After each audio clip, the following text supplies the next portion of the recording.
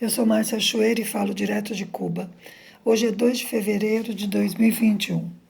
Esta semana foi aniversário de nascimento de um grande pensador e lutador latino-americano.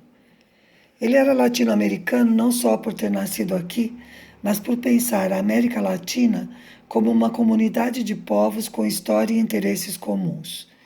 No dia 28 de janeiro, fez 168 anos do nascimento de José Martí, que infelizmente é pouco conhecido no Brasil. Fidel Castro dizia que a Revolução Cubana tinha, desde o seu início, inspiração em princípios martianos, princípios éticos e também patrióticos e independentistas. Martí foi filósofo, jornalista, poeta, escritor e ensaísta.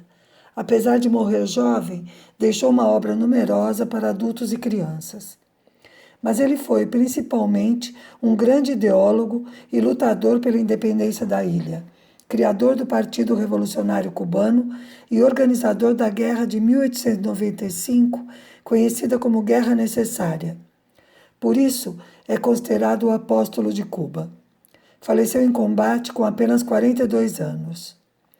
Apesar da distância no tempo, as ideias de Martí sobre a América Latina e sua relação com os Estados Unidos são muito atuais e merecem ser estudadas e, sobretudo, praticadas. As advertências que ele faz sobre o apetite dos Estados Unidos pelas riquezas do continente servem para dissolver qualquer ilusão quanto à saída de Trump e o que virá de Biden.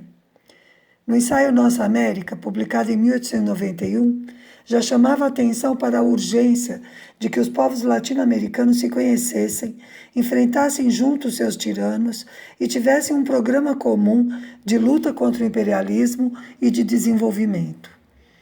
E justo na semana do aniversário de Martí, o Lula fez um discurso, na minha opinião, muito lúcido na reunião do Grupo de Puebla. Ele disse que, se depender dos Estados Unidos, a América Latina nunca terá um papel de protagonista internacional, que não podemos ficar sentados esperando que esse ou aquele governo estadunidense faça algo a nosso favor. Nem podemos ficar entre dois gigantes, a China e os Estados Unidos. A América Latina tem de exigir seu lugar com sua própria voz. E que já está provado que isso é possível com os governos de Chávez e Maduro na Venezuela, Evo na Bolívia e Rafael Correa no Equador. Alertou também para o acaparamento das vacinas contra a Covid-19 pelos países ricos, condenando os países pobres a esperar pelas sobras e chamou o Grupo de Puebla a ser mais atuante politicamente, propondo também a inclusão de Cuba e Venezuela. Como eu disse antes, as questões levantadas por Martí no artigo Nossa América continuam muito atuais. Agora eu vou falar da Covid em Cuba. Infelizmente, a terceira onda aqui continua crescendo. No sábado, 30 de janeiro, pela primeira vez houve mais de 1.000 casos positivos em um único dia. O número de falecidos, como é lógico, também subiu. Apesar disso, a letalidade da doença está bem mais baixa que no início, com uma taxa de 0,8. Apenas para comparar, a do mundo está em 2,1 e a da América em 2,3. Como as medidas já adotadas ainda não conseguiram baixar os números, o governo adotou novas regras para os viajantes e diminuiu ainda mais a quantidade de voos que estão entrando ao país. A partir do dia 6 de fevereiro, estrangeiros e cubanos não residentes aqui, que entrem ao país, ficarão em quarentena em instalações hoteleiras até sair o segundo PCR negativo, e a hospedagem e o transporte serão cobrados. Os cubanos residentes aqui, que cheguem de outro país, ficarão em centros de isolamento, mas a hospedagem e o transporte não serão cobrados. Vamos ao resumo da situação das vacinas.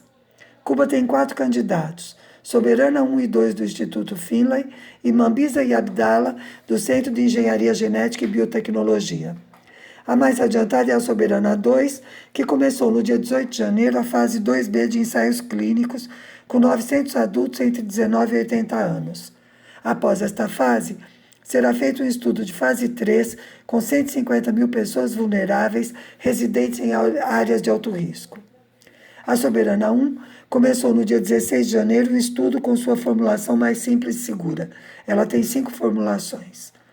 Esse estudo é original em relação aos outros feitos no mundo, porque será com pessoas que já tiveram a doença, mas desenvolveram pouca imunidade. Essa escolha permite provar a vacina em pessoas que já se mostraram mais suscetíveis e ela vai funcionar como uma segunda dose.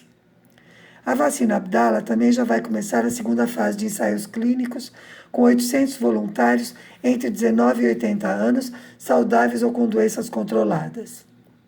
O presidente do Instituto Finlay deu uma entrevista em que disse que estão se preparando para produzir 100 milhões de doses de vacina, que serão suficientes para imunizar a população de Cuba e para fornecer a outros países. Além disso, turistas que visitem a ilha poderão ser vacinados se desejarem. E se quiser apoiar a candidatura das Brigadas Médicas Cubanas ao Prêmio Nobel da Paz, entre no site e deixe sua mensagem. brigadasmedcuba.com. Por hoje é isso. Saudações socialistas.